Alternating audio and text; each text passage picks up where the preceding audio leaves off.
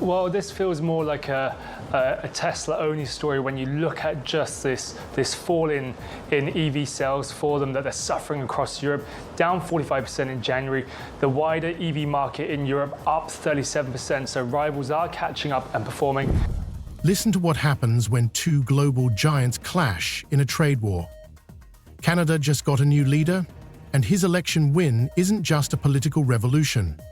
It's a challenge to one of the most powerful leaders in the world, Donald Trump. We're talking about Mark Carney, who has stated outright that Canada will no longer remain silent when America tries to impose its terms.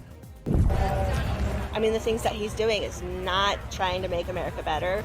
He's ruining our infrastructure, every department in our government. He's ruining, and he's right now destroying our economy. He's taken away all of our allies. We're a pariah in the world. But what's behind this aggressive rhetoric? Why is Carney, the former head of the Bank of Canada, taking such steps? It all started when Trump began imposing harsh tariffs on Canadian goods, 25% on steel, 10% on energy resources, and that's just the beginning. In response, Canada promised to raise tariffs to $60 billion, 0 cents. And some even suggest that the amount could rise to $110 billion, 0 cents. But why are Carney and his team so confident in their right to defend their country's interests? Perhaps this is exactly what the Canadian people have been waiting for, a politician who is willing to stand up to America and restore Canada's independence on the world stage. Running around on stage with a Tesla stock price, where the stock price had gone in half. And he was overjoyed. What an evil thing to do. What a creep. What a jerk. Like, who derives joy? The intrigue is mounting. Carney is already publicly warning that if the US does not compromise, the Canadian economy will be prepared for a long-term struggle. He promises to create new jobs, invest in other markets, and reduce dependence on America. Behind this lies not only the strategic protection of the national economy, but something more: the struggle for Canada's independence as a state, ready to fight the power of the... Teslas are being torched across the country. Dealerships shot up and set on fire. Spray paint to vandalize and make a statement. People in Southern California are getting notes on their Teslas, calling them complicit Nazis for owning electric cars. And here's the interesting thing. The Canadian economy is directly dependent on trade with America. If Canada managed to reduce its dependence on this country, it would be a real strategic success. But is this possible? The answer to this question largely depends on how far Trump and his administration are willing to go in this trade war. Is it even possible to imagine a scenario in which two such neighbors, two such trading partners, cannot find a compromise? What would happen if Canada decided to radically change its trade routes and start looking for new economic partnerships in Europe and Asia? 371, most were saying 350 to 360. Now they're coming in at 336,068, production of 362,615. So for some point of reference here, you're going back to Q2, maybe Q1 of 2022 in terms of the last time that they had production this or deliveries this low for one quarter. So again, Tesla deliveries worse than expected at just over 336,000 deliveries in the first quarter. Guys, I'll send it back to you. That's horrible. Can I just ask Phil, how about the Cybertruck? How's that doing? You got a little inventory there in the Cybertruck? Tariffs on oil, steel, automobiles. All of these steps could cause economic damage to both the US and Canada. But what matters most is that the country is prepared to stand its ground and defend its interests. Will Carney be able to push this policy through the political landscape and bring Canada the economic and political benefits that many dream of? Or will his determination turn out to be a disaster for both countries? Today, we will explore these questions and try to understand what is behind Canada's new approach. That's from the European Automobile Manufacturers Association.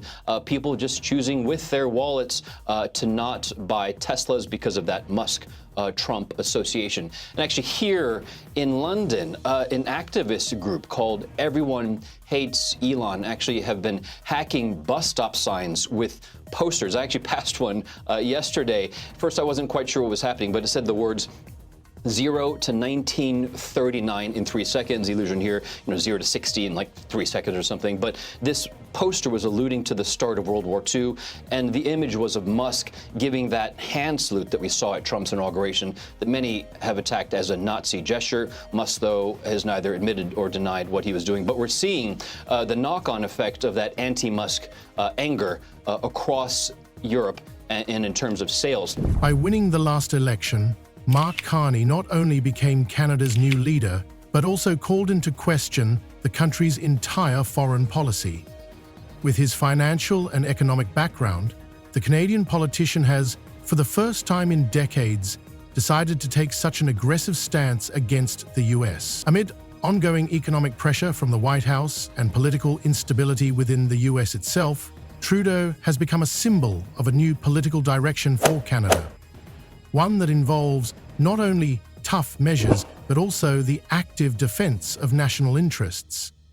His speeches, which paved the way for his election victory, sounded not just determined, but confident that Canada would no longer tolerate US interference in its internal affairs. His election victory was seen not only as a change of power, but also as a direct challenge to Donald Trump. Many political analysts note that Carney would not have taken such decisive steps if it weren't for the huge internal economic turmoil caused by Trump's policies.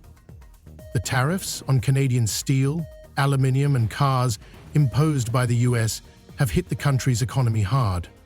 But what lies behind this trade war? Why is Carney, the former head of the Bank of Canada, so determined to defend his country? This is not just a political maneuver. It is a way of showing the world that Canada is ready to stand its ground in an economic war. He has promised that no threats from Washington will force Canada to submit and agree to unfair terms. Over the last couple of months. But the other thing that this could potentially be is an attempt at readjustment or correction by the Trump administration, in that one of Trump's closest kind of allies and supporters, and someone who's clearly very influential in the administration, is coming out to kind of push back against the recently implemented policies. So I'm thinking, or maybe hopeful is the right word, that this might be a signal that the administration is considering walking back some of those policies. Carney's ability to mobilize the Canadian people and show that defending national interests is not just a matter of political course, but a matter of national dignity, also played a significant role in his victory. During the election campaign, Carney emphasized that Canada must end its dependence on the US, especially in critical sectors such as energy and automotive manufacturing. He said that if Trump did not change his approach, Canada would be forced not only to raise tariffs, but also to seek new markets where it could develop its economy without looking to Washington. More importantly, he showed that his victory was not just a victory for one political party, but a victory for a people who have long been tired of US dominance on the world stage. One of Carney's most striking statements was his promise to increase retaliatory measures against US tariffs to $60 billion, 0 cents, and, in the event of further pressure, to $110 billion, 0 cents. This is a serious step that could lead to the destruction of trade relations between the two countries, but Carney assured Canadians that he was prepared to take this risk to protect his country. The intrigue lies in the fact that such measures could not only provoke retaliation from the US, but also lead to a serious economic crisis in both Canada and America. It is already known that the decision on such tariffs will not be made alone, and the issue will be discussed at the highest levels of government in order to minimize risks while maintaining a tough stance in negotiations with Trump. outperforming as well in some cases, doing better than Tesla. And you just have to think, how much more is this a sustained issue for Tesla going forward, given the fact that you have Elon Musk, who's been very forthright in his opinions, particularly weighing in on politics, particularly in Europe. We've just had the European elections, which Musk has been very focused on. But across the piece, when you look at the performance for Tesla in Europe, it's not just in small countries. There are a lot of countries where Tesla has been performing badly, including in Germany, in the UK, where it has been lagging, and Spain as well. However, this does not mean that Canada will not face serious consequences. The introduction of tariffs on such a large scale will inevitably affect the economy. Nevertheless, from Carney's point of view, this was the only opportunity not only to respond to US economic sanctions, but also to demonstrate to the world that Canada is capable of playing this game on an equal footing with world powers. Carney has already announced his plan to diversify the economy. Instead of relying solely on the US, Canada will develop new trade ties with Europe and Asia. According to information from his office, Canada will invest $5 billion, 0 cents, in developing new trade agreements with these regions, which will allow the country to reduce its dependence on US markets. Canada, the largest supplier of steel to the U.S., slapping new tariffs on $20 billion worth of U.S. goods that are sold in Canada. And the 27 countries of the European Union imposing retaliatory tariffs on up to $28 billion worth of U.S. goods sold in Europe, including Harley-Davidson motorcycles and Kentucky bourbon. President Trump with the Irish Prime Minister visiting the White House today. The president suggesting his tariffs won't stop here, saying, "Of course, I'm going to respond." And tonight, right here, the new poll showing 56% of Americans disapprove of President Trump's handling of the economy. The number's even worse now on the president's tariffs. Against this backdrop, it should be noted that Carney clearly understood the threat that Canada's excessive dependence on the US posed. His goals, announced even before the election, were to reduce the share of American goods on the Canadian market. In particular, he promised to develop energy projects to secure Canada's export supplies, especially to countries such as China and India. Energy dependence on the US is one of the most serious factors limiting freedom of maneuver in international politics. Investments in alternative markets and diversification of energy exports have become an integral part of Carney's policy aimed at long-term economic stability. Of course, it is worth noting that such drastic measures will inevitably lead to economic turmoil that could affect both Canada and the US. The tariffs imposed in response to Trump's actions will create problems for both economies, especially for sectors related to automotive and energy. The US may face problems with Canadian gas and oil supplies, as well as a shortage of automotive components, leading to higher prices and possible inflation. On the other hand, the threat of such sanctions also has a price for Canada. Higher tariffs could lead to job losses and a lower standard of living for Canadians. However, Carney is willing to take these risks if it helps the country strengthen its position on the international stage and get rid of the threat of external pressure. After Trump imposed those sweeping 25% tariffs on aluminum and steel imports, the European Union retaliating with tariffs on up to $28 billion of U.S. goods. Trump making it clear this isn't over, vowing to respond in kind with sweeping retaliatory tariffs early next month. They're doing what they should be doing, perhaps, for the European Union, but it does create ill will. And as you know, we're going to be doing reciprocal tariffs.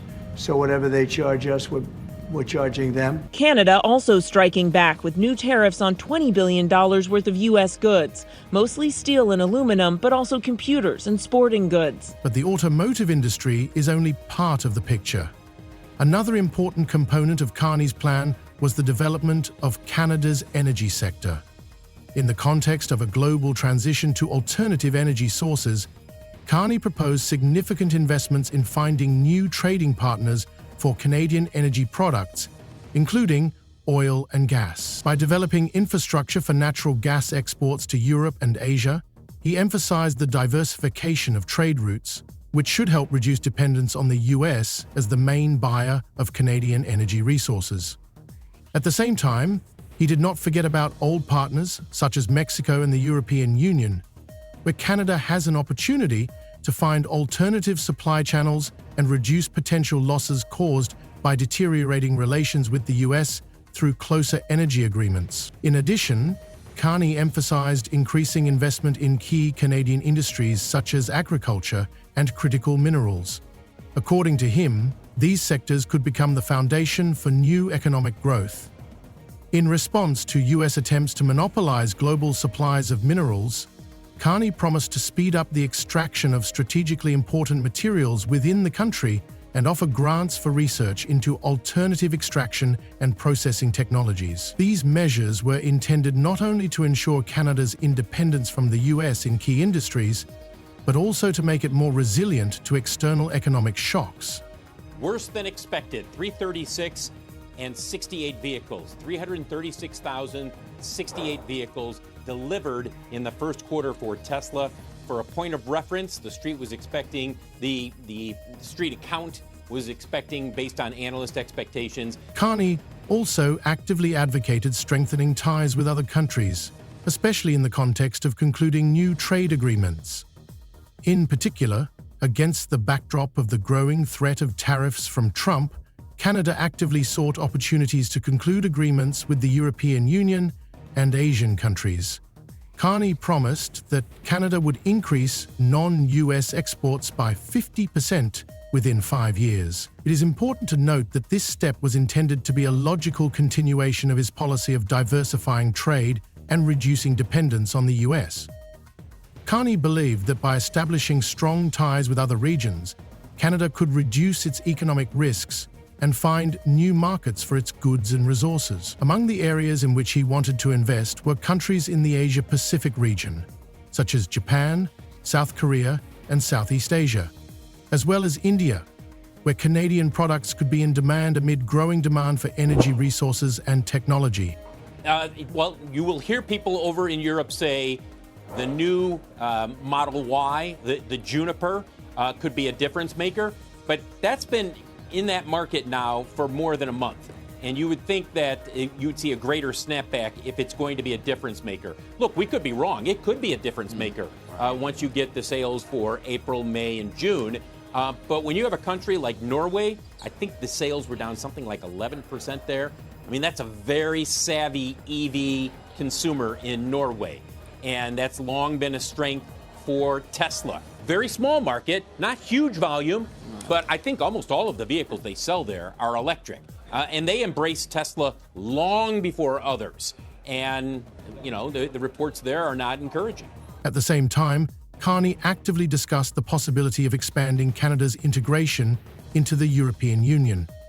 In his view, the trade agreement with the EU signed in 2016 could be a catalyst for Canada's economic expansion into European markets. Although the process of full ratification of the agreement slowed down due to political and bureaucratic obstacles in some EU countries, Carney was confident that the future of the Canadian economy was impossible without deep integration with European countries, and worked actively to strengthen these positions. All these steps, aimed at long-term stabilization of the Canadian economy, were sharply criticized by Carney's opponents. Some economists and politicians argued that such an aggressive course could lead to an economic crisis in the country. Moreover, they predicted that if the US increased tariffs on Canadian goods, these measures could result in huge losses for both countries. According to some experts, American manufacturers would suffer from higher prices for Canadian goods, and Canada would have to look for new sources of income. Nevertheless, Carney assured Canadians that these measures were not only defensive, but also part of a long-term strategy that would help strengthen the country on the world stage and ensure its independence from American trade leverage. We've accomplished more in 43 days than most administrations accomplished in 4 years or 8 years, and we are just getting started. He praised all the domestic actions he has taken so far on immigration. And I deployed the U.S. military and Border Patrol to repel the invasion of our country. And spending cuts. We are draining the swamp. It's very simple. In addition, Carney clearly distinguished his position from that of the previous government. stating that he would no longer be soft and diplomatic in relations with the US. This new style was also seen as a promise to future generations of Canadians of more active participation in world politics. At first glance, this approach might have seemed risky, but Carney assured that if his plan was successful, Canada would not only secure its economic security, but also create new opportunities for its citizens by opening up new markets and new prospects for growth. Thus, Carney's strategy was aimed not only at responding to economic pressure, but also at creating a sustainable foundation for the Canadian economy in the future. Carney was aware that his policies risked causing short-term economic turmoil, but at the same time, he was confident that this was the only way to ensure Canada's long-term stability and independence. The trade war between Canada and the US has become an important issue for world politicians, and its consequences could affect not only the economies of these two countries, but also global markets. In view of such large-scale changes, neither side can remain on the sidelines, and although the US often acts as a global leader, Canada's interests and decisions have recently become a significant factor capable of changing global trade policy. Particular attention should be paid to how the consequences of economic tensions between the two countries will affect both sides if the conflict continues to escalate. Against this backdrop, the question arises, which of the two economic giants will be able to withstand more pressure? The US or Canada? Hey Diane, this investigation really just beginning, and one of the key elements will of course be the surveillance video, and investigators potentially have a lot of it to work with as they try to figure out what caused this fire. We know that surveillance footage has been turned over, including video from each of the cars, which could prove vital to understanding what happened here, because each vehicle has its own camera system that works even when the car is off, and 16 cars burned in this fire, and right now investigators don't know what caused it. On the other hand, if relations between Canada and the US do not improve, this will create economic chaos for both countries. The Canadian auto industry, which is heavily dependent on US-Canada integration, will suffer the most significant losses. But the US economy will also face serious consequences, as the US auto industry and other key sectors such as energy will come under pressure. If tariffs continue to rise, there will be structural changes in the global economy. For example, if Canadian car manufacturers and companies linked to the metallurgical and energy industries start to restrict supplies to the US, this will lead to a sharp shortage in the US market, causing price increases and economic uncertainty. Tesla shares have slumped by more than 9% amid a fall in sales in Europe. The electric vehicle maker posted lower sales across 5 European countries, including France and the UK. Joining us now to discuss this is CBS News foreign correspondent Remy Inocencio. Remy, why do we believe these sales are dropping? What's driving that? Sure. Well, Errol, basically what Elon Musk has been talking about over the past, say, few months, ever since Donald Trump's election back to the White House, that has been fueling this anger, this frustration, some even say disgust towards Musk, and they're taking it out on Tesla. Tesla now feeling the pain. But because of what's happening here in Europe, Tesla sales fell by nearly half across the continent just last month, 45%. It is impossible to predict exactly how the situation will unfold, but it is safe to say that the current tensions between the US and Canada will affect all countries around the world, as the North American economy, which includes both of these giants, carries enormous weight in the global economy. It is important to note that the successful resolution of these trade disputes will determine not only the future of relations between the two countries, but also the development of the global economy as a whole.